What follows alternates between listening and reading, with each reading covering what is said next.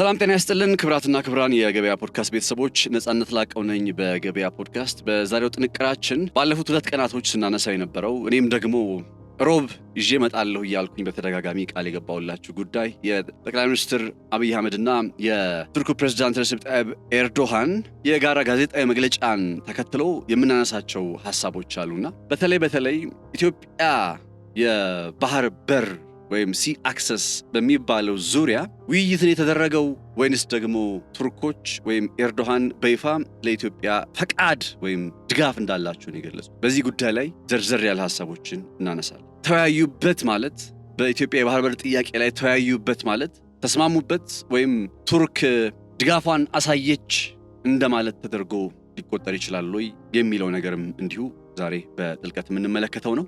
ከትላንትና ቆይታቸውን በጣም በጉጉት ጠብቅ የነበረው ጉዳይ ይሄ ስለነበረ ጋዜጣዊ መግለጫውን ላይቭ ስከታተል የኤርዶሃንን ቋንቋ የቱርክ ቋንቋ ምንድነው የሚባለው እሱ መተርጎም በጣም አስቸጋሪ ነበርና ከዛ ኤአይ ሁላ ተጠቅሜ ነበር የሆነ ሰዓት የተረጎምኩት የነበረው። ወደ ማታ አካባቢ ነው እንደገና የተተረጎመ ቪዲዮ ደግሞ ማግኘት የቻልነውና ምናልባት እንደው ሳንሰማ አልፎ የሆነው ይብዬም በጣም በተደጋጋሚ ነው ለሰማይ ሞከርኩት ለኢትዮጵያ የባህር በር ጥያቄ ጉዳይ።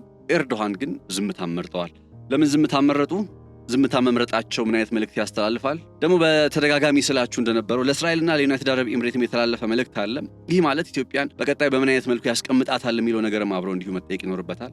እነዚህን ጉዳዮች ያነሳን አብረናችሁ ቆይታ እናደርጋለን በገበያ ፖድካስት። ከ980 ሺህ ብር ጀምሮ የቤት ባለቤት የሚሆኑበትን እድል አመቻችተን ጥቂት ቀናትንና ጥቂት ደንበኞችን ብቻ እየጠበቅን እንገኛለን። ምን ይሄ ብቻ!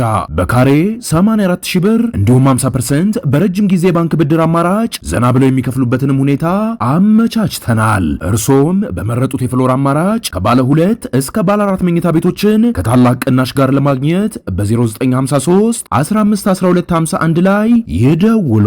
ሰመር ሪል ስቴት። ቱርክና ኢትዮጵያ በጣም ጠንካራ የሆነ ወይም ረዘም ያለ ጊዜ የቆየ አጋርነት ነው ያላቸው። አይ ቲንክ በ1920ዎቹ ነው ኢትዮጵያ ውስጥ ቱርክ በአፍሪካ ለመጀመሪያ ጊዜ ከሰሃራ በታች ባሉ ሀገራት ውስጥ ኤምባሲ ስትከፍት ኢትዮጵያ ውስጥ ነው የከፈተችው በ1926 አካባቢ ላይ እና ቱርኮች ከዛ ጊዜ አንስቶ በጣም ከኢትዮጵያ ጋር ያላቸው አጋርነት በተለያየ መልኩ የሚገለጽ ሆኖ ቆይቷል። አሁን ግን ስፔሲፊካሊ ረሲፕ ጣይብ ኤርዶሃን ከኢትዮጵያ ጋር ያላቸውን ግንኙነት በምን መነጽር ነው የሚመለከቱት የሚለው ነገር በጣም መታየት ያለበት መሰረታዊ ነጥብ ነው።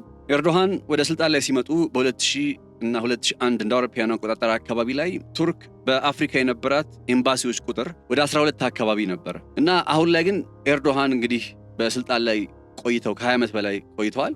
አሁን ላይ ቱርኮች በአፍሪካ ውስጥ ከ33 በላይ የሚሆኑ ኤምባሲዎችና ቆንጽላ ጽሕፈት ቤቶችን መክፈት ችለዋል። ይህ ማለት ምን ያክል ከአፍሪካ ጋር ቱርክ በጋራ የመስራት ፍላጎት እንዳላት የሚያሳይ ነው። ኢትዮጵያ ብቻ ተነጥላ የምትታይበት መነጽር ሳይሆን እየነገርኳቸው ያሉት በአፍሪካ መነጽር ኢትዮጵያን እንዴት ስትራቴጂካዊ እንደሆነች በመረዳት አብሮ ለመስራት የሚደረግ ፍላጎት እንዳለ ልብ ይለዋል። ስለዚህ ቱርኮች ለአፍሪካ ላይ ብቻ ሳይሆን ደግሞ ረሲፕ ጣይብ ኤርዶሃን በነገራችን ላይ በጣም የሚደነቁ መሪ ናቸው። በዓለም ላይ የቱርክን የሀገራቸውን ተጽዕኖ ፈጣሪነት ለማሳደግ በዓለም ላይ በተለያዩ አቅጣጫዎች ላይ እንቅስቃሴ ያደርጋሉ። ከዚህ ቀደም ለምሳሌ የሰሜን አትላንቲክ ጦር ቃል ኪዳን ድርጅት ኔቶ የሚባለው አደረጃጀትን እንደ አውሮፓውያን አቆጣጠር በ1952 ምናምን የተቀላቀሉት ቱርኮች እና እዛ የመቀላቀላቸው አንደኛው ምክንያት እንግዲህ ቱርክ እኮ አሁን ለምሳሌ ከኦቶማን በኋላ ኦልሞስት የእስልምና እምነት ተከታይ የሚበዙባት ሀገር ነች እንደምታውቁት አይደለ? እነ ኮንስታንቲኖፕል ከወደቁ በኋላ የባይዛንታይን ኤምፓየር ከወደቀ በኋላ እና ቱርክ በእንደዚህ አይነት ሁኔታ ውስጥ ብትሆንም እንኳን ነገር ግን አንድ በጣም የሚገርማችሁ ነገር ከምዕራቡ ዓለም ጋር ዌስት ነኝ ከሚለው በሃይማኖት የሆነ ራሱን በሌላ መልኩ በእስልምና ሳይሆን በክርስትና እምነት የሚገልጸው ምዕራቡ ዓለም የሚባለው ጋርም በጣም አጋር ሆና ያውም ከ1952 ጀምሮ የኔቶ አባል ሆና የሰሜን አትላንቲክ ጦር ቃል ኪዳን ድርጅት አባል ሆና የመጣች ሀገር ነች ቱርክ። እና ቱርክን በጣም ስትራቴጂካዊ ከሚያሰኟት ነጥቦች ውስጥ አንዱ ምን መሰላችሁ? ኤዥያንና አውሮፓን የምታገናኝ ሀገር ነች። የምታገናኝ ማለት ሊትራሊ ነው። በኤዥያና አውሮፓን ሊትራሊ በመሬት ላይ በቱርክ ነው የሚገናኙት። ቦስፎረስ እየተባለ የሚጠራ አንድ መሿለኪያ አለ እና ያ መሿለኪያ ሊትራሊ አውሮፓንና ኤዥያን ያገናኛል። ቱርክ ከጥቁር ባህር ጋር የምትዋሰን ሀገር ነች። ይሄ ባስፎረስ ምላችሁ መሿለኪያ ከጥቁር ባህር ጋር የምትዋሰንበት ነው እና ጥቁር ባህር ማለት ደግሞ ብላክ ሲ የሚባለው አሁን ዩክሬንና ሩሲያ እየተራኮቱበት እየተዋጉበት ያለው አካባቢ ማለት ነው። ሩሲያን እንዴት አንገቷን አንቆም ማስቀረት እንደሚቻል እንግዲህ ታሳቢ ሲያደርጉ አውሮፓውያኖቹ ምዕራቡ ዓለም ቱርክን ነው ታሳቢ የሚያደርጉ። ምክንያቱም በጥቁር ባህር በኩል ወደ ሜዲትራኒያን ባህር ልግባ ብትል ጥቁር ባህርን አልፋ ሩሲያ ሜዲትራኒያን ባህር ልግባ ብላ ከተመኘች የግድ በቱርክ ማለፍ አለባት፣ በባስፎረስ መሿለኪያ ማለፍ አለባት። ያንን ማድረግ አትችልም ቱርክ ካልፈቀደች በቀር። ስምምነት አላቸው በእርግጥ በሁለቱ መካከል። ይህን እያነሳውላችሁ ያለሁት ቱርክ በዓለም ላይ ምን ያክል ስትራቴጂካዊ እንደሆነች እንድንረዳ ስለፈለግኩ ነው።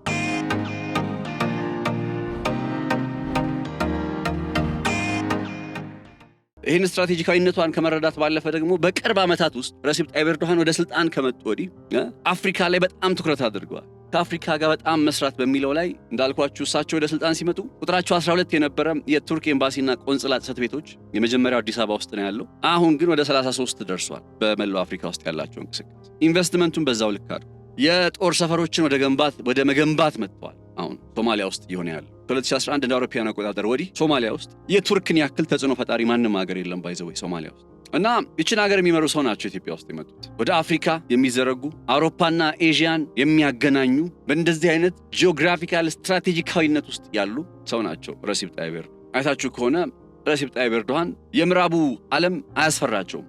ራይት ናው ምንም እንኳን የሰሜን አትላንቲክ የጦር ቃል ኪዳን ድርጅት ኔቶ አገራቸው አባል ብትሆንም ረሲፕ ጣይብ ኤርዶሃን ግን እነ ትራምፕ በፍርሃት እየተመለከቱት የሚገኘውን የብሪክስ ጥምረት ለመቀላቀል ጥያቄም አቅርበዋል። እነ ረሲፕ ጣይብ ኤርዶሃን this is why you call strategical autonomy የሚባለው ነገር DW ላይ በጣም ደስ የሚል ዘገባ እያየሁ ነበር በዚህ ጉዳይ ላይ እንዴት ቱርኮች ረሲፕ ጣይብ ኤርዶሃን የሀገራቸውን ስትራቴጂካዊ ሉዓላዊነት በማስጠበቅ ረገድ እያከናወኗቸው ያሉ ተግባራት ነው። እኒህ በዓለም ላይ አገራቸው በሚድል ፓወር ደረጃ የምትገለጽ ጠንካራ ብርቱ መሪ አዲስ አበባ መጡ። ምንድን ነበር ስንጠብቅ የነበረው?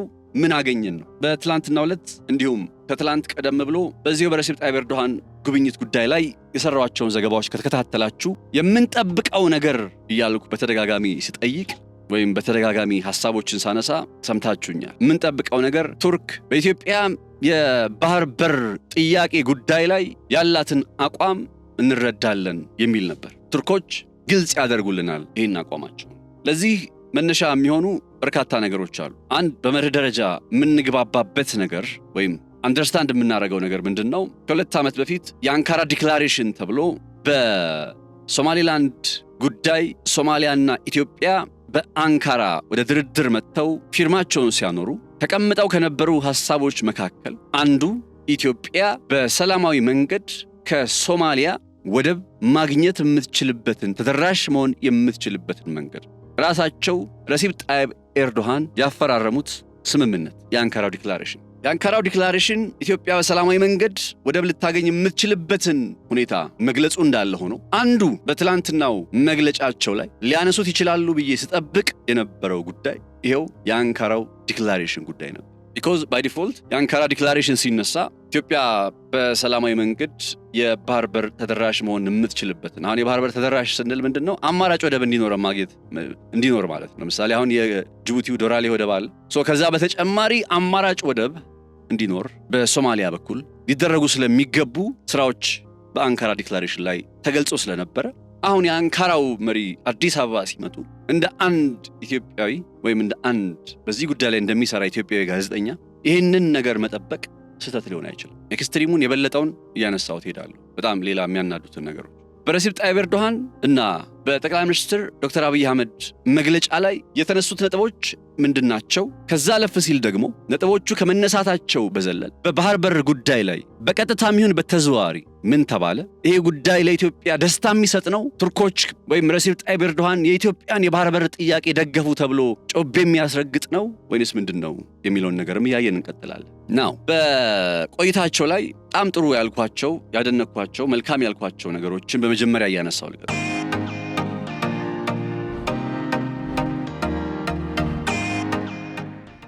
መጀመሪያ ጉዳይ በጠቅላይ ሚኒስትሩ ግብዣ ነው የመጡት። ይሄ ባለፈውም እያልኳችሁ ነበር አይደል? የኢትዮጵያ ሚዲያዎች ባይነግሩንም እያልኩ ነበርና ትላንትና ራሳቸው ጠቅላይ ሚኒስትር አብይ አህመድ አፍርጠውታል። እሳቸው ናቸው የጋብዙት። ይሄ በጣም ትልቅ ነገር ነው። በነገራችን ላይ ጋብዞ ማይመጣለ ሰው አለ። ማወቅ ያለባችሁ ጋብዞ ረሲብ ጣይብ ኤርዶሃንን ጋብዞ የማይመጣለት ሰው አለ፣ የማይመጣለት ሀገር አለ። ረሲብ ጣይብ ኤርዶሃን ይህንን ማድረግ አይችሉም። ምክንያቱም ኢትዮጵያ በዚህ ቀጠና ላይ ያላት ስትራቴጂካዊነት በደንብ ግልጽ እንደሆነ ስለሚታይ አንደኛው ባይ ዘ ዌይ የረሲብ ጣይብ ኤርዶሃን አዲስ አበባ መምጣት የሚያረጋግጠው ይሄንን ነው። ኢትዮጵያ በዚህ ቀጠና ላይ ያላትን ስትራቴጂካዊነት ነው የሚያረጋግጠው።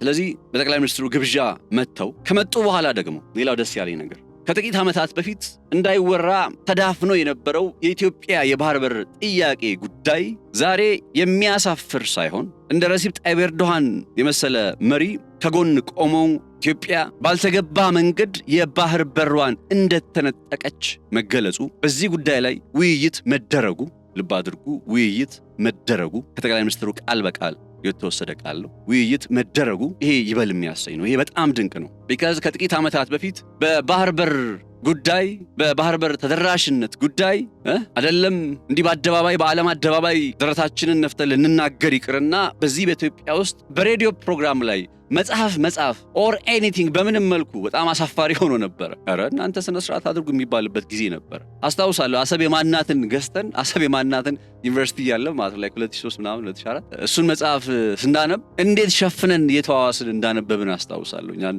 ከጎንደር የመጣ ጓደኛ የነበረና እንዴት እየተዋዋስን እንዳነበብን አስታውሳለሁ። ከዛ አይነት ደረጃ ውስጥ አልፈን ዛሬ በዓለም አደባባይ ደረታችንን ነፍተን የሚያሳፍር ጥያቄ አለመሆኑ ይሄ በጣም ደስ የሚል ነገር። ሌላው በሁለቱ ቆይታ ውስጥ የሚበረታታው መልካሙ ነገር በንግድ ግንኙነት በሁለቱ መካከል ያለውን አጋርነት ወደ $1 ቢሊዮን ማሳደግ የሚለው ጉዳይ ነው። ይሄ ነገር ግልጽ አይደለም። ባይ ዘ ዌይ አሁን እንደምታውቁት በኢንቨስትመንቱ $2.5 ቢሊዮን ደርሷል ይባላል። የቱርኮች በኢትዮጵያ ውስጥ ያለው ኢንቨስትመንት ቱርክም በዚህ ደረጃ ሁለተኛ ነች። አንደኛ ቻይና ነች በነገራችን ላይ በኤፍዲአይ፣ ሁለተኛ ቱርክ ነች፣ ሶስተኛ ሳውዲ አረቢያ ነች። ሳውዲ ነበረች ከጥቂት ዓመታት በፊት፣ ከዛም በፊት ቱርክ ነበረች፣ ከዛ ሳውዲ ተካቻት፣ አሁን ድጋሚ ቱርክ ደግሞ እንትን ብላለችና ግን ሆኖም ስቲል በቂ አይደለም ነው።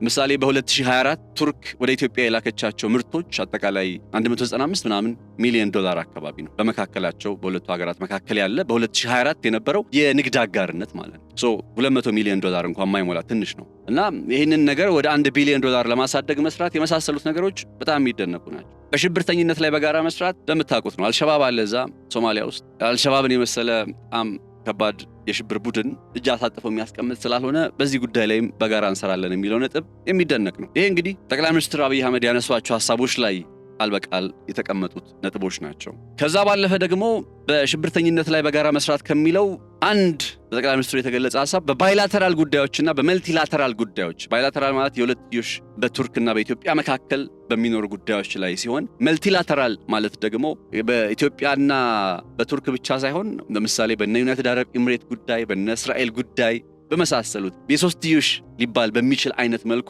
ስለሚደረጉ ግንኙነቶች የተከናወኑ ውይይቶች አሉ። በኋላ ላይ እያጠሩት ይመጣሉ። ኤርዶሃን ጠቅላይ ሚኒስትር አብይ አህመድ ልክ እንደዚህ ጠቅለል አድርገው ያስቀመጧቸውን ሐሳቦች ኤርዶሃን ደግሞ ገለጥ እያደረጉ ቱ ዘ ፖይንት ነገሩን እየገቡበት ይመጣሉ። እኔም እንደዛው እየቀጠልኩ ሲሄድ ነገሩን እየጠለቅንበት እንሄዳለን።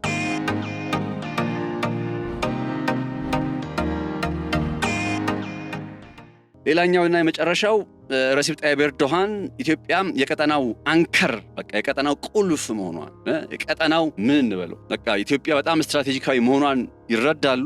ይህንን ታሳቢ በሆነ መልኩ ግንኙነቶች ይቀጥላሉ የሚለው ሐሳብ በጠቅላይ ሚኒስትር አብይ አህመድ ተነስቷል። which is great በጣም አሪፍ ነው። በረሲብ ጣይብ ኤርዶሃን አስተያየቶች ውስጥ የቀረቡት ጉዳዮችም ከዚህ የተለየ አይደሉም። ያው ግልጽ ከመሆናቸው በቃ መሰረታዊ ሊባሉ የሚችሉ ጥያቄዎች አሉ። አሁን በኤርዶሃን አስተያየት ላይም ሆነ ጠቅላይ ሚኒስትር ዶክተር አብይ አህመድ በሰጡት አስተያየት ላይ ግልጽ መሆን ያለባቸው መሰረታዊ ጥያቄዎች፣ አንደኛ ኤርዶሃን በግልጽ ስለ ባህር በር ጉዳይ ስለ ኢትዮጵያ የባህር በር ጉዳይ ተናግረዋል ወይ? ሁለተኛ የአንካራ ቀጣይ ወይም የአንካራ ዲክላሬሽን እና ኤርዶሃን ቅድም ብያቸዋለሁ። የአንካራ ዲክላሬሽን የሆነ መንገድ አለ ኢትዮጵያ አማራጭ የባህር በር ልታገኝ የምትችልበት፣ በሱ ጉዳይ ላይ ምን ተብሏል? ታዲያ አዲስ አበባ ላይ በመግለጫቸው ላይ ይህንን ጉዳይ ሲያነሱ ስላልተመለከትን ስለ ባህር በርም አላነሱም። ባይዘወይ ስለ አንካራ ዲክላሬሽን ጉዳይም አላነሱም። አዲስ አበባ ላይ ረሲብ ጣይብ ኤርዶሃን ዝምታን ነው የመረጡት። በእነዚህ በጣም ኢትዮጵያ መልስ በምትፈልግባቸው ጉዳዮች ላይ ዝምታን ነው የመረጡት። ከዛ በቀጠናዊ ጉዳይ ላይ ደግሞ ያነሱት ነገር አለ።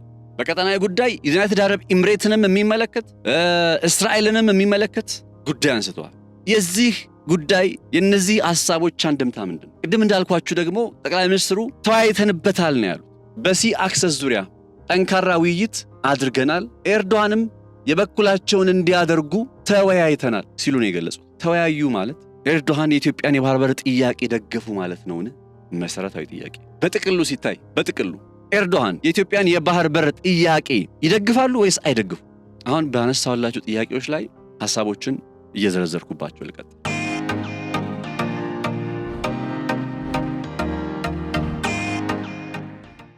የመጀመሪያው ኤርዶሃን በግልጽ ስለ ባህር በር ጉዳይ በትላንትና ቆይታቸው ላይ አንስተዋል ወይ የሚለውን ጥያቄ ስንመለከት በቀጥታ ይሄን ሐሳብ በተመለከተ እንዳልኳችሁ ትላንትና የቱርክ ቋንቋ ነበርና እንትኑ ይቀርብ የነበረው በቱርክ ቋንቋ በቱርከኛ በጣም ተቸግሬ ነበር።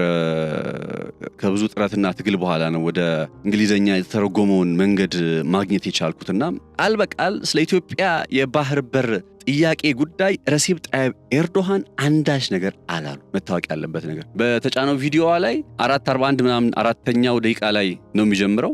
ሚስተር ፕራይም ሚኒስተር distinguished members of the press I greet you all with my warmest feeling and affection ብሎ ይጀምራሉ ረሲብ ጣይብ ኤርዶሃን። ከዛ እየዘረዘሩ ይቀጥላሉ። ሙሉን ስትመለከቱት በኢትዮጵያ የባህር በር ጥያቄ ጉዳይ ላይ አልበቃል የኢትዮጵያ የባህር በር ጥያቄ ብለው ረሲብ ጣይብ ኤርዶሃን አንድ ማረፍተ ነገር አላስገቡ። ይህ ማለት ምን ማለት ነው? ረሲብ ጣይብ ኤርዶሃን የኢትዮጵያን የባህር በር ጥያቄ ጉዳይ በዝምታ ሊያልፉት የፈለጉት ለምንድን ነው ስትሉ ከቱርክ የዲፕሎማሲ የውጭ ግንኙነት ፖሊሲ ጋር ይሄዳል። ቱርኮች በጣም ከሚታወቁበት ነገር በተወሰነ ልገልጽላችሁ እንደሞከርኩት የኔቶ አባል ሆነው አሴም ታይም የብሪክስም አባል ልሁን እንደሚሉት ሁሉ መግቢያ ላይ ነግሬያችሁ የለም የኔቶም አባል ሆነው የብሪክስም አባል ልሁን ይላሉ። ጦርነት ከመጣ ለሁለቱም ሳይድ ጦር መሳሪያ ቢሸጡ ችግር የለባቸው። የቱርኮቹ በተለይ ከረሲብ ጣይብ ኤርዶሃን በኋላ ስትራቴጂካዊ ሉዓላዊነት አለን የሚለው ጉዳይን እያረጋገጡ ስለመጡ የፈለጉትን ነገር ያደርጋሉ። አሁን በዚህ ቀጠና ላይ ግን የፈለጉትን ነገር ለማድረግ የሚችሉበት አይነት ሁኔታ አይደለም። ዛስፋይ ባለፈው ወደ እንትንም ሄደው ነበር እንደምታስታውሱት ወደ ሳውዲ አረቢያም ሄደው ነበር። በሳውዲ አረቢያ በነበራቸው ቆይታ ላይ የገጠማቸው ማለት ወታደራዊ ትብብርን ለመፍጠር ጥረት አድርገው ነበር። ለምሳሌ በሶሪያ ውስጥ ለዚህ አንድ ማሳያ ልስጣችሁ። የባህር በር ጉዳይን በተመለከተ ምንም አይነት ነገር በትላንትናው መግለጫቸው ላይ አላነሱም ማለት ደግሞ አንደኛ ደገፉ ማለትም አንችልም። አሁን ኢትዮጵያ የባህር በር ጥያቄን ቱርኮች ወይም ረሲብ ጣይብ ኤርዶሃን ደገፉ ብለን ድምዳሜ መስጠት አንችልም። አልደገፉምም ደግሞ ማለት አንችልም። እሳቸው እንዳልኳችሁ ለምሳሌ ሶሪያ ውስጥ ከእስራኤል ጋር ባለው ውጥረት ሳቢያ አሁን ኦልሞስት የቱርክ ወታደሮች ጓዛቸውን ጠቅልለው እንዲወጡ እየተገደዱ ነው እና አንደኛው ይሄን አይነት ሁኔታ ውስጥ እየገቡ ያለበት ምክንያት ቱርኮች ምንም እንኳን ስትራቴጂካዊ ሉዓላዊነታቸውን ለማረጋገጥ በጣም ብዙ ደፋር የሚያሰኙ ስራዎችን እያከናወኑ ቢሆንም ዛሬም ግን ኢኮኖሚያቸው እንደሚፈልጉት ጠንካራ አይደለም ቱርኮች። ስለዚህ ስቲል ከአረቡ ዓለም ከገልፉ ሀገራት ጋር በመተባበር መስራት የሚፈልጉባቸው በጋራ መስራት የሚፈልጉባቸው ዘርፎች አሉ።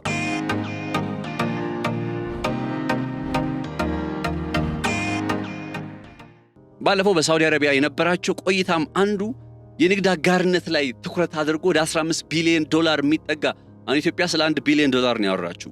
ባለፈው በቱርክና በሳውዲ አረቢያ መካከል የነበረው ውይይት ላይ ግን ስለ $15 ቢሊዮን ዓመታዊ የንግድ ልውውጥና አጋርነት ነበር ሲወራ የነበረው። ገብቷችኋል? ቱርክ ሊትራሊ የኢኮኖሚዋ ላይ ማሻሻያ እንዲኖር ኢኮኖሚዋ ላይ በተወሰነ መልኩ የሆነ ጥገና ለማከናወን የንግድ አጋርነትን እንደ ቁልፍ ስትራቴጂካዊ መንገድ አድርጋ ስለምታስብ በዚህ ረገድ ደግሞ የአረቡ ዓለም ሀገራትን ታስባለች። አሁን ባለፈው ከሳዑዲ ጋር ያንን አይነት አጋርነት አድርገው ሄደው ከዛ እኮ ደግሞ በማግስቱ እዚህ ዩናይትድ አረብ ኤምሬት እኮ ሊመጡ ከጅለው ነበረ ረሲብ ጣይብ ኤርዶሃን። ይሄ የውጭ ግንኙነት ፖሊሲ አካሄዳቸው ምን እንደሆነ ያሳያቸዋል። መሃል ላይ መቆም ገብቷቸዋል። ሳዑዲ አረቢያና ዩናይትድ አረብ ኤምሬት ምን አይነት ውጥረት ውስጥ እንዳሉ እየታወቀ እሳቸው ከቢን ዛይድ ጋር ለመገናኘት ቀጠሮ የቀጠሩት ከቢን ሳልማን ጋር ከተገናኙ በኋላ።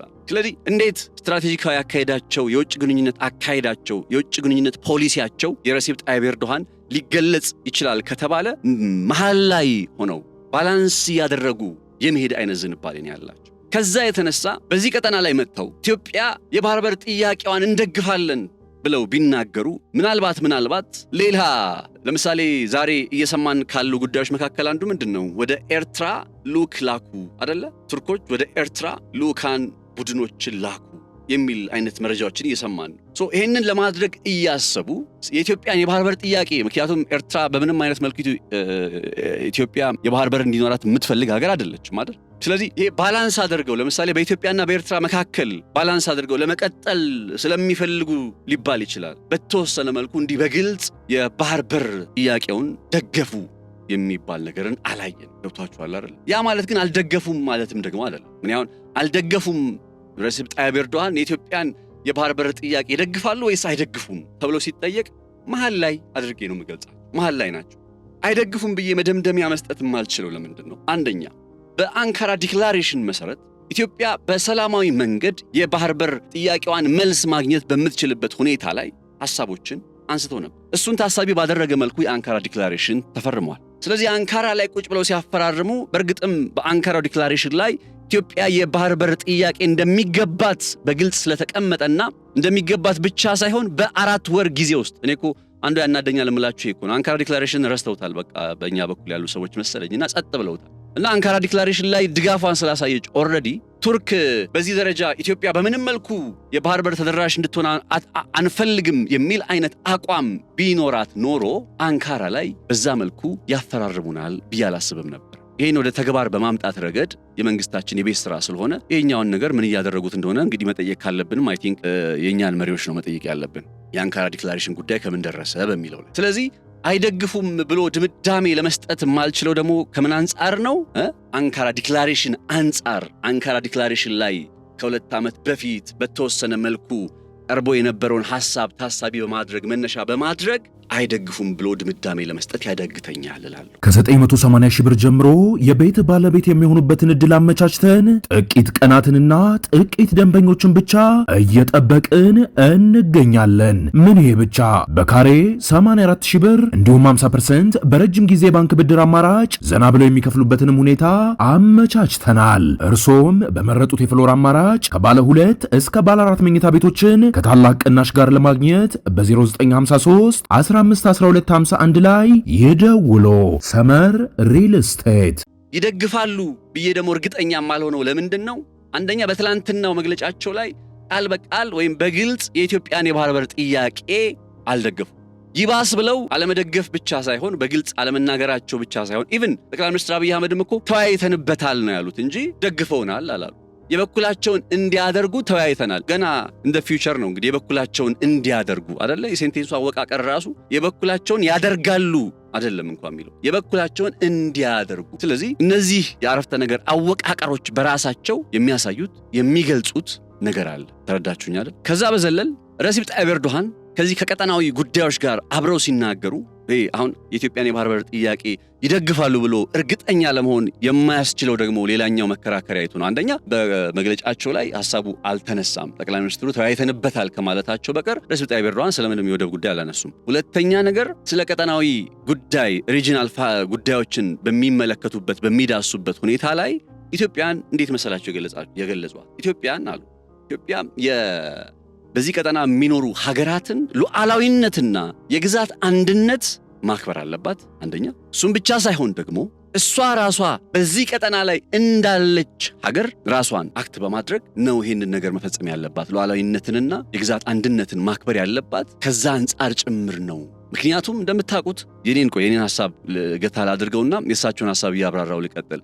በዚሁ በቀጠናዊ ጉዳይ ላይ ይህን ቀጠና የቀጠናዊ የጃዙር ጦርነቶች የጂኦፖለቲካዊ ጦርነቶች ሜዳ እንዳይሆን ጥንቃቄ መደረግ አለበት ሲሉም ረሲብ ጣይብ ኤርዶሃን አንስቷል። ይሄ ክሪቲካል ነው። እኔ አንድ ነገር ልንገራችሁ፣ ሁልጊዜም አይደል I don't have a problem። ጥሩ ነገር ሲኖር ጥሩ ነገሩን የመናገር ችግር የለብኝም። እንዳያችሁት ነው። ደግሞ ጥሩ ነገር ሳይኖር ሲቀር ልዋሻችሁ አልችልም። ስለዚህ በትላንትናው ቆይታ ላይ ረሲብ ጣይብ ኤርዶሃን በእነዚህ ሁለቱ ነጥቦች አንደኛ ኢትዮጵያን የግዛት ሉዓላዊነት እና የግዛት አንድነትን እንድታከብር በመጠየቅ፣ ሁለተኛ በዚህ ቀጠና ላይ ጂኦፖለቲካዊ ፍላጎቶችን ይዘው የሚመጡ የውጭ ኃይሎች ፍላጎት ማስፈጸሚያና ማስተግበሪያ እንዳትሆን ሲጠይቁ እነዚህ ጉዳዮች ሁለት መልእክት አላቸው። አንደኛ ኢትዮጵያ አንካራ ዲክላሬሽን ላይ ለፈረመችው ጉዳይ ታማኝ ሆና እንድትቀጥል which is በሶማሊላንድ ጉዳይ ማለት ነው። ሁለተኛ ዩናይትድ አረብ ኤሚሬትስ በቃል እሳቸው ባይጠቅሷትም ነገር ግን በቀጠናው ላይ ጂኦፖለቲካዊ ፍላጎት ይዘው የሚመጡ ሀገራት የፍላጎት ማስፈጸሚያ እንዳንሆን ብለው ሲናገሩ ይሄኛው ነጥብ በቀጥታ ከዩናይትድ አረብ ኤሚሬት ጋር የሚገናኝ ስለሆነ እነዚህን ሁለት ጉዳዮች ተጠንቀቁባቸው የሚል አይነት መልእክትን ኤርዶሃን አስተላልፈዋል። ትናንት ሉዓላዊነት፣ የሀገራትን ሉዓላዊነት ማክበር፣ የሀገራትን የቴሪቶሪያል ኢንቴግሪቲ ወይም የግዛት አንድነት ማክበር እንዲሁም በቀጠናው የጂኦፖለቲካዊ ፍላጎቶች ማስፈጸሚያ አለመሆን የሚሉት ጉዳዮች ላይ ቴኬር የሚል አይነት አንድምታ ያለው አስተያየታቸውን የሰጡት ረሲፕ ጣይብ ኤርዶሃን። ይህም ብቻ አይደለም፣ የእስራኤልንም ጉዳይ አንስተውታል። ያው ይህን ትንታኔ የምትከታተሉት ተከታታዮች ከቀናት በፊት የኤርዶሃን ጉብኝት ለእስራኤልና ለዩናይትድ አረብ ኤምሬት እንደሚጻፍ እንደሚደርስ መልእክት ተደርጎ ይቆጠራል እያልኳችሁ ነበር አይደል? ትላንትና ዩናይትድ አረብ ኤምሬት ጋር ኢትዮጵያ እያከናወነች ያለውን ትብብር በተመለከተ ረሲፕ ጣይብ ኤርዶሃን ጥያቄ አንስተዋል። ከዛም ባለፈ ደግሞ የእስራኤል ለሶማሌላንድ የሰጠችውን ዕውቅና ኢትዮጵያ ውድቅ እንድታደርግ ማለት ነው። በሌላ ቋንቋ ኢትዮጵያ ውድቅ እንድታደርግ ጠይቀዋል ረሲፕ ጣይብ ኤርዶሃን።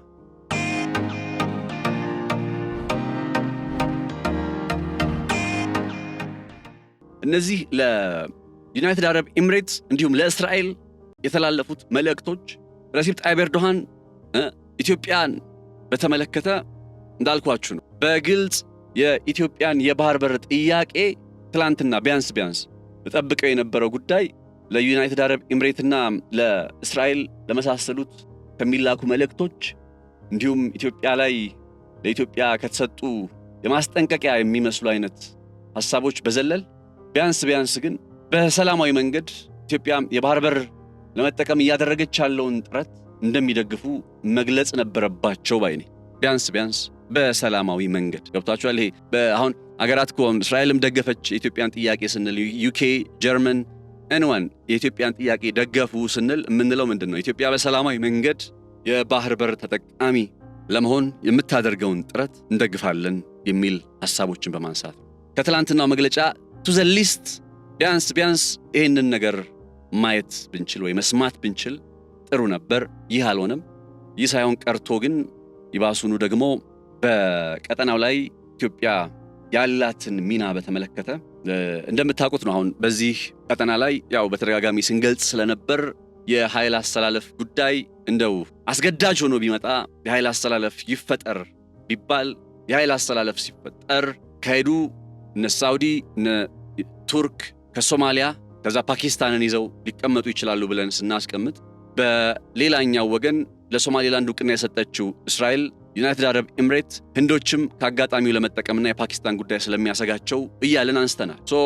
በዚህ አይነት ሁኔታ ውስጥ ኢትዮጵያ ምናልባት ወደ እስራኤል ጎራ ዘንበል የምትልበት ሁኔታ ከመጣ ወይም ወደዛ ጎራ ዘንበል የምትልበት አይነት አካሄድ እየተስተዋለ ስለመሰለ ያው ከዩኤኢ ጋር ኢትዮጵያ ያላት አጋርነት ይታወቃል። ከእስራኤል ጋርም ባለፉት በርካታ ተከታታይ ሳምንታት የኢትዮጵያ የውጭ ጉዳይ ሚኒስትር ጌዲዮን ጢሞቴዎስ በእስራኤል የውጭ ጉዳይ ሚኒስትር ጌዲዮን ሳር ጋር በተደጋጋሚ ሲገናኙ ሲመካከሩ እንደነበር አይዘነጋም። እነዚህ ጉዳዮች ምናልባት ኢትዮጵያ ወደ እስራኤል ጎራ ኢንክላይን እያደረገች ነው የሚል አይነት ድምዳሜ ላይ እያደረሳቸው የሚመስሉ ረሲፕ ጣይብ ኤርዶሃን በእነዚህ ጉዳዮች ላይ ኢትዮጵያን በተወሰነ መልኩ ቆም ብላ እንድታስብ የሚጠይቅ አይነት ሐሳብን በቤተ መንግስት ውስጥ ተገኝተው አንስተዋል።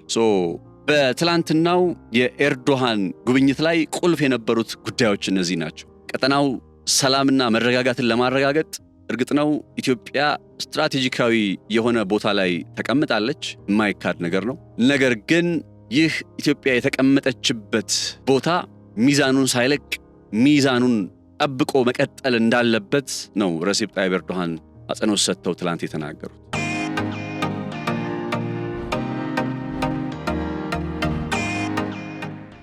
ይህ ሁሉ ሲሆን ዛሬ እየሰማ እንደምንገኘው ደግሞ ወደ ኤርትራ ልዑክ ልከዋል ረሲፕ ጣይብ ኤርዶሃን እየተባለ ነው። ወደ ኤርትራ ልዑክ የመላካቸው ጉዳይ በኢትዮጵያ እና በኤርትራ መካከል ከሰሞኑ እየተስተዋለ ባለው ውጥረት ላይም እንዲሁ ይበል የሚያሰኝ ስለሆነ ይሄኛውን አካሄድን በጣም እናደንቃለን፣ እንደግፋለን። ኢትዮጵያ አይ ዶንት ኖ አሁን ምን አይነት ሁኔታ ላይ መታለች ብዬ አስባለሁ። ከበድ ያለ ምን እንበለው ቀርቃር እንበለው። ምክንያቱም በሰላማዊ መንገድ ማግኘት እንዳለብን ወይ ባህር በር ማግኘት አለብን የሚለውን ጉዳይ በተመለከተ ቱርኮች ይነስም ይብዛም ያው በየትኛው አቅጣጫ ምናምን በሚለው ላይ ያው እርግጠኛ ሆኖ መናገር ከትላንትናው መግለጫ በኋላ እርግጠኛ ሆኖ ለመናገር ከባድ ስለሆነብኝ ነው። ማለት ከአንካራ በኋላ እንዳልኳችሁ አንካራ ጋር አያይዤ ካየሁት በአንካራው ዲክላሬሽን ላይ ይደግፋሉ ቱርኮች። ያንን ሐሳብ የሚገልጽ ጉዳይ አስፈርመዋል።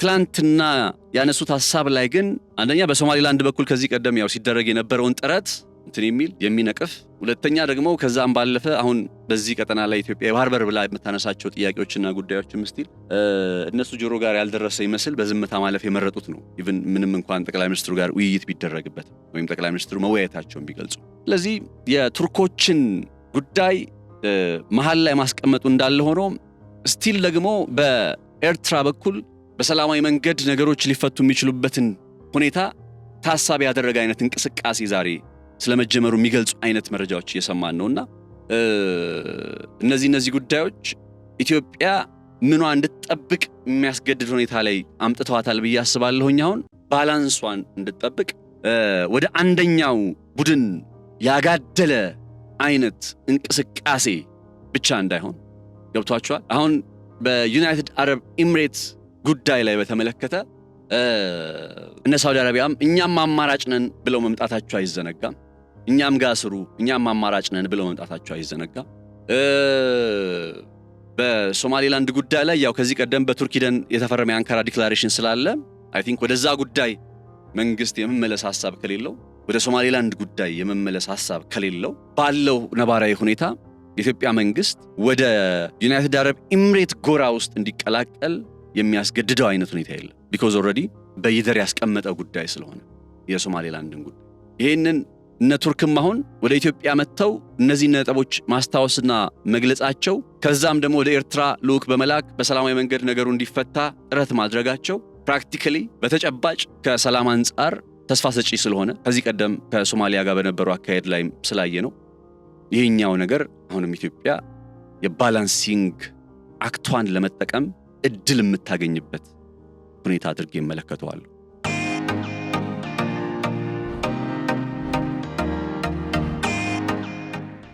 ከዛ በዘለል ቅርቃር ውስጥ አስገባት የሚያስብለው ነጥብ ምንድነው ካላችሁ በጠቅላይ ሚኒስትር አብይ አህመድና በቤን ዛይድ መካከል ያለው በጣም የጠበቀ ወዳጅነት እሱ ግንኙነት ከናሽናል ኢንተረስት ከብሔራዊ ጥቅም ፍላጎት ጋር አብሮ በማስቀጠል ረገድ ላይ አሁን ኢትዮጵያ ከሳውዲ አረቢያ ጋር ልስራ ብትል እነ ቤን ዛይድ ገብቷቸዋል ምን ሊያደርጉ ይችላሉ፣ እንዴት ምላሽ ይሰጡ ይችላሉ። የግድ እነሱ ላይ ብቻ አስተካርገን እንድንቀጥል የመፈለግ አይነት ፍላጎት ካላቸው እነዚህ ጉዳዮች ኢትዮጵያን ተወሰነ በእስራኤል ዘንድም ደግሞ የሶማሊላንድ ጉዳይ ላይ የኢትዮጵያን ድጋፍ ፈልጋለሁ ብላ በቃ የምትመጣ ከሆነ ስለዚህ እነዚህ ጉዳዮች ኢትዮጵያን በተወሰነ የሆነ ሴንተር ኦፍ ግራቪቲ የስበት ማዕከሉ እሷ ላይ እንዲሆን አድርገውታል።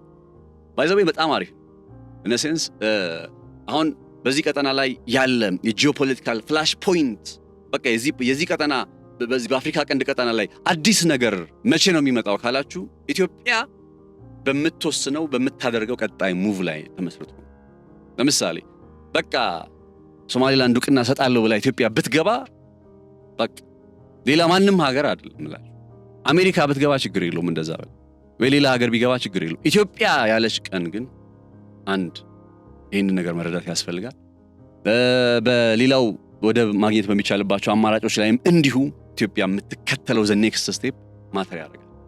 ስለዚህ በጣም እጅግ በጣም ያው እስካሁንም ድረስ በነገሩን ይዘው የመጡበትን መንገድ አደንቃለሁኝ። የኢትዮጵያ መሪዎች አጋጣሚዎችን ለመጠቀም ገብቷቸዋል። this all starts with ይሄ ሁሉ አሁን የምትመለከቱት ነገር ሁሉ የሚታየው ኢትዮጵያ ለሶማሊላንድ ዕውቅና ሰጣለሁ ብላ አንድ ስቴፕ ሄዳ ስለነበር ይሄን ጊዜ በቃ የባህር በር ብቻ እንፈልጋለን የሚል ጥያቄን ደጋግመን እየጠየቅን በቃ ይሄን ባለንበት እየረገጥን ቢሆን ኖሮ በቃ ማንንም ሰው ዞር ብላ ያለ ተዘወረስት ግን እንደዚህ አይነት ነገር ልናደርግ እንደምንችልም ዓለም በዛ ቅጽበት ላይ ተረዳ። ለሶማሊላንድ ዕውቅና ሰጣለሁ የሚል አይነት MOU ሲፈረም ዓለም በዛ ሰዓት ላይ ደነገጠ። እንዴ ቢኮዝ ልናደርገው እንችላለና ማንም ሊያስቆመን አይችልም። ከዛ እኮ አንካራ ላይ ሄደው እኮ ነገሩን ረገብ ያደረጉት በስምምነት እኮ ነው አይደል?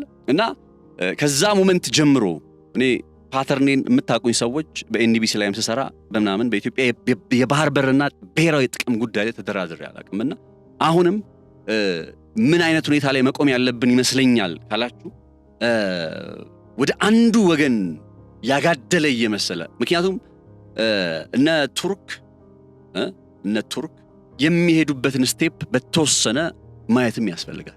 ገብቷችኋል አይደል? እነ ቱርክ አሁን ግልጽ አይደለም በእርግጠኝነት በቃ ደግፈውናል ብለን እርግጠኛ ነንም አልኳችሁ። አልደገፉንም ብለንም ደግሞ መናገር ወይ መከራከር አንችልም። እነሱም የውጭ ግንኙነት ፖሊሲያቸው 50-50 አድርጎ መቀጠል ላይ የተመሰረተ ባላንስ የማድረግ የተቃየ ሆኖ የተመሰረተ ስለሆነ ጊዜ መስጠት ይፈልጋል፣ ክትትል ይፈልጋል። አሁን ወደ ኤርትራ ከተላከው ልዑክ አንጻር ውጤቱ ምን ሊሆን ይችላል የሚለውን ነገር መቃኘት መጠበቅ ይፈልጋል። ለዛ አይነት አካሄድ ወደ አንዱ ወገን ያደላ የሚመስለውን አቋም ክላሪፋይ ማድረግ ያስፈልጋል።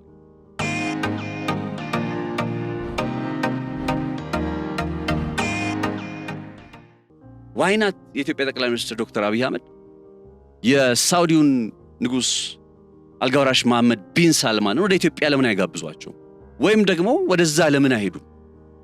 ገብቷቸዋል የምለው ነገር የሆነ ዩናይትድ አረብ ኤምሬት ላይ ብቻ ተንጠለጠለ የሚመስል አይነት ማለት I'm thankful for UAE for everything they have done ከጎናችን የሆኑባቸው በጣም ከነሱ ጋር ያለን ወዳጅነት ያበቃለታል ምናምን አይደለም። በጣም ምርጥ ወዳጆቻችን ሆነው ይቀጥላሉ። at same time ደግሞ በዩኤኢ አካሄድ ምክንያት እየተፈጠረ ካለ ኬኦስ ጋር አብሮ በመቀጠል ሊደርስ የሚችል ሊመጣ የሚችል ተጽዕኖንም ደግሞ ቀድሞ መጠንቀቅ ያስፈልጋል። ገብቷችኋል? እነ ዩኤኢ እየተከተሉት ያለው የውጭ ግንኙነት ፖሊሲ ፓተርኑን ተመልከቱት። ጥንቃቄ የሚፈልገው ለዛ ነው። ለምሳሌ ኢትዮጵያ ውስጥ የጠቅላይ ሚኒስትር አብይ አህመድ አስተዳደር ከዩኤኢ ጋር በቃ መስራት አልፈልግም ቢል ከዚህ ቀደም በነበረ ፓተርን መሰረት ዩናይትድ አረብ ኤምሬት ምን ልታደርግ ትችላለች? ኢትዮጵያ ውስጥ ያለ አንድ ታጣቂ ኃይል ልታደራጅና ልትደግፍ። ፓተርኗ እንደዚህ ስለነበር ሶማሊያ ውስጥም እንደዚህ ስለነበር፣ ስለዚህ ወዳጅነታችንን ጠብቀን ክብራችንን ጠብቀን መቀጠሉ እንዳለ ሆኖ አሴም ታይም ግን ባለፈው እኮ ሳውዲዎች ላኩና ምንድነው ያሉት? እኛም አማራጭ ነን ወደኛ ምኑ እኛም ጋር ስሩ እኮ ነው ያሉት ሳውዲ አረቢያ። ስለዚህ ይሄን አጋጣሚ መጠቀም ጥሩ ይመስለኛል። ኢትዮጵያ የዩኤኢ ባለፈው ነግሬያቸዋለሁ የዩናይትድ አረብ ኤምሬት የውጭ ጉዳይ ቢሮ ትመስል ለዩናይትድ አረብ ኤምሬት የሚተላለፍ መልእክት በአዲስ አበባ በኩል መድረስ የለበት። ነግሬያቸው የለ የሶማሌላንድን ጉዳይ በተመለከተ በጋራ እንዴት ነው መግለጫ ሊያወጡ የሚችሉ እነሱ ሁለቱ ሀገራት? that's not right። እና ከዚህ አንጻር ይሄን አጋጣሚ በመጠቀም አሁን ላይ ሞር ባላንስ የምናደርግበትን እድል እያገኘን ነው። ይሄንን እድል መጠቀም ነው። እንዳልኩት ነው I don't have regret። ለሶማሌላንድ ዕውቅና መስጠትን ማንቦጫረቅ አድርገው ሰዎች ሊመለከቱ ይችላሉ። የሆነ የራሳቸውን የቃላት ድሪቶ እየደረደሩ ሊመለከቱ ይችላሉ። ወደዳም ተጠላም ግን ለሶማሌላንድ ዕውቅና ሰጣለሁ የሚለው ብሬቭ የሆነ ስቴፕ ዛሬ እነ ቱርክን ጭምር ኢትዮጵያ ለካ በዚህ ቀጠና ላይ ስትራቴጂካዊ ነች ብለው መተው በቀጠናዊ ሰላም ጉዳይ ላይ አብሮ መስራትን አብሮ መሆንን መርጠዋል። እነ ሳውዲ አረቢያም ምን እያደረጉ እንደሆነ አይታችኋል። ባለው አይደለ መተው ነበር እና ይህንን አጋጣሚ ልናሳልፈው አይገባም። ይሄ ባላንስ ወደ ማድረግ መምጣት የምንችልበት አንድ አጋጣሚ መስሎስለ በጥቅሉ የረሲብ ጣይብ ኤርዶሃን የአዲስ አበባ ጉብኝት በአንድ መልኩ እንደ ድጋፍ በሌላ መልኩ ደግሞ እንደ ማስጠንቀቂያ ሊቆጠር የሚችል እንደሆነ አምናለሁ። በቀጣይ የሚኖር ሂደቶችን እየተከታተልን እንደዚሁ አዳዲስ ነገሮችን ወደ እናንተ ማድረሳችንን እንቀጥላለን። ነፃነት ላቀው ነበርኩኝ በገበያ ፖድካስት አብሬያችሁ ቆይታ ያደረኩት። አብራችሁ ስለነበራችሁ ልባዊ ምስጋናችን በያላችሁበት ይድረስ።